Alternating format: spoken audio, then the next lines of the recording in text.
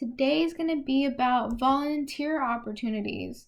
This is going to include, why go through the trouble of volunteering and where you can go on top of the different types. And it's very important to include different types of opportunities because there is a difference.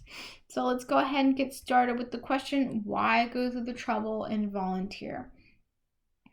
Well, for one thing, volunteering increases your mental health. It is scientifically proven that whenever you give back to your community, you're making it a better place. So therefore, you feel like you've done something, which you have, to benefit your community, make it, a more stable place.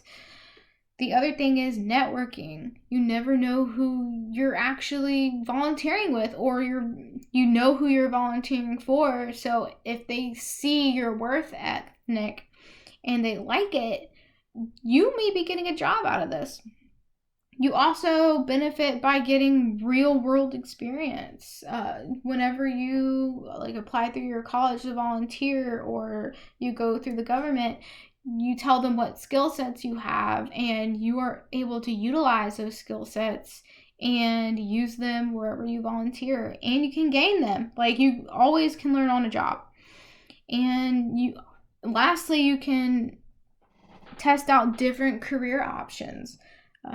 For instance, you could volunteer to help survey some land or for spatial analysis, and it turns out you really just don't like that career field. So it's a great way to test out the waters before actually committing. So I went to publicservicedegree.org and found this really cool website that teaches you all about the careers you can volunteer for and the degrees that they're looking for. And this is a list of what to look for and what to avoid. You can check it more out I have the link inside the sources. So what you want to look for is, of course, that aligns with your major, and so you can gain more marketable skills, that it presents a learning opportunity. You want to make it benefit both ways, where the company is getting something or the organization is getting something and you're getting something out of it. So it goes both ways. You want to also ensure that, it's organized by your school, because they have already thoroughly investigated it, and it actually provides credit, for classes. So that is another thing to consider. It can provide potential jobs in the future. I mean, they can, for instance, you can be surveying field, like I said before, and they really like you, so they offer you the job instead of volunteering for them. But it also looks really good on your resume to say, hey, I've committed to these hours. It shows that I can actually work in the professional field, and, I'm a great candidate for the spot. You also want to ensure that it combines with your passions, because whenever you're passionate about something, you're going to, of course, you should always give it 100% of your attention, but it really shows, whenever you're passionate about something, you're going to give it your all, and you're going, and you have the talent for it. So it's great to find something that you're passionate about and you especially have your talent for. Now, the things to avoid are things that are far away, because if you're in graduate school or you're an undergraduate, you're still going to school. So you can't be across the country for 2 years because there are, in the long-term commitment, you could be working from 20 hours to 2 years. You want to make sure before you sign that paper that you're going to commit to a plan that's not beyond your semester. You want to make sure that's also nonprofit. That's the other benefit of going through your schools, because they already filtered the organizations out and made sure that they're a 501c3. For people who don't know what a 501c3, it's a charitable organization that they gain money, not for their benefit, for the benefit of the organization, to continue giving back to the community.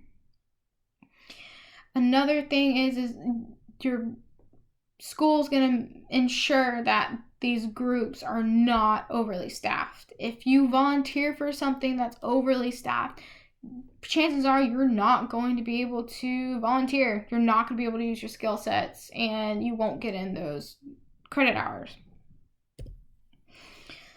I'm using an example for Southern Mississippi because that's where we are all going. So this is how you find it. You just go to the search bar and you type in volunteer, and it will bring you up to this page. On the second arrow, you can look through the local organizations in your state or in your county, which whenever I clicked it is around Hattiesburg. So you would have to, for the coast users, I think there is an option to filter out for the coast. But what I recommend is the one-on-one service consultation. This will ensure that you are using your skill sets and that you are actually going to learn something from the organization that you apply for.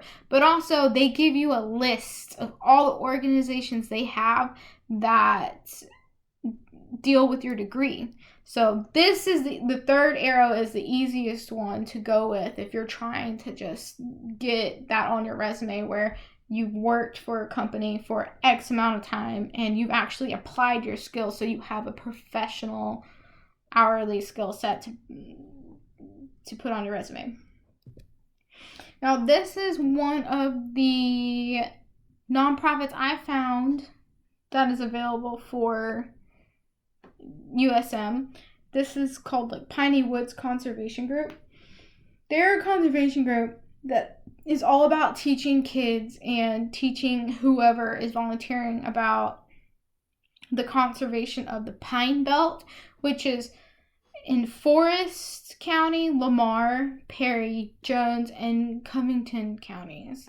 I thought this was really cool because I love being outside, and I feel like that, if they're surveying and, keeping up with the land and making sure that, it's being conserved and it's not being exploited, I thought that would be a really cool group to apply for.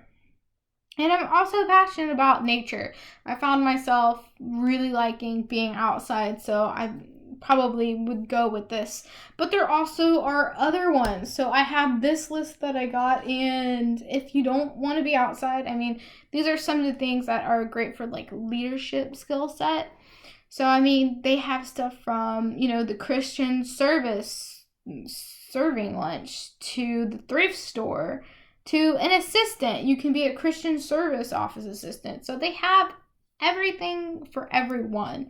So if you don't really want to work where your skill set is, you can also gain other skill sets in case you want to be, a manager or an assistant. It just depends where you go.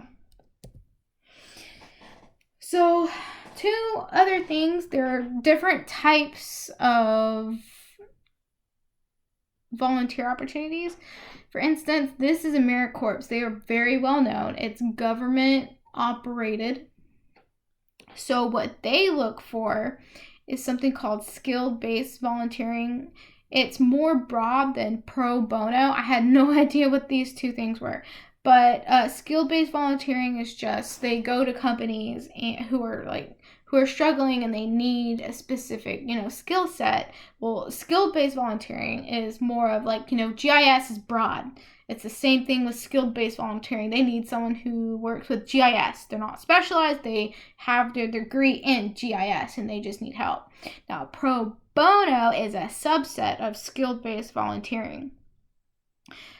So they work directly with the nonprofit internal operations, and it's meant to strengthen their infrastructure and capacity of the organization. So they're actually looking for someone who is specialized in this field and can help them get up off the ground. And you can teach their staff things about your line of skill set, and you can also benefit to if there's someone who's a senior and your skill set, that they can help you out, and it's a two-way thing. Generally, their service time is about 10 to 12 months. So when you sign up with them, you're signing up for about a year. You can either pick in your community, like in your state, or you can pick places across the United States, which is really cool, because like if you want to work in New York and they found something in New York, that would be amazing, because then you get a little piece of what it would be like to live up there and to work there. So that is another option. Of course, it's going to be skill-based and professional. You're going to be learning things, and it's going to go towards your professional record, and they are all skill-based. You fill out a form and you tell them, this is the degree I'm in, this is what I've learned so far, and this is, what I'm looking for to volunteer for. Also, whenever you complete your 12 months, you get the Siegel AmeriCorps Educational Award, and it is used for future educational expense or to pay back qualified student loans, which are like federal student loans. So this is great if you want to be in state, and it is perfectly accredited, I believe, by USM. So this is great for a volunteer opportunity if you're looking for something for a longer commitment than a week or so. The next organization is called Peace Corps. Peace Corps was made to show the American, well, not just American, but different countries, different cultures. They want people to go abroad rather than stay in state. They want you to have cultural experience, like I said before, and this is a great opportunity to like go to France or go to Africa or somewhere and stay there for 2 years. That's the other caveat. It is 2 years service. You have to complete 2 years. But also you gain different skill sets whenever you do this. You'll gain leadership. You will be more independent. It's a great way to go for volunteering if you're interested in studying in different countries. Like I probably would see if I could volunteer in Italy, because I've been to Italy and it's really cool. I would like to learn how they operate with the field that I'm in. And it also opens up new career paths. If you like, let's say, working in Italy, you can live on the US base, or you can just live in Italy and work for them, but also you can be like a dual citizenship. You can work for them and then come back to the country. But it's really cool because it does open up new career paths. Like I said before, 2 years of service is their minimum. So that's a huge thing to consider whenever you signed up for the Peace Corps. But the nice thing they do is they do provide housing and a living stipend for you. It's also, they don't charge you to participate, and there's no application fees.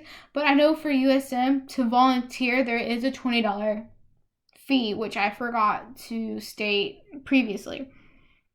You do get 2 paid vacation days per month of service. So if you want to go back, to the States, to the United States, to see your family, you get lonely, you are going to have to pay out of pocket. That is another thing that you want to consider. Like anything for your vacation and you want to go home, you have to pay for. And we know it's very expensive to go back to the States. So that's another thing to keep in mind.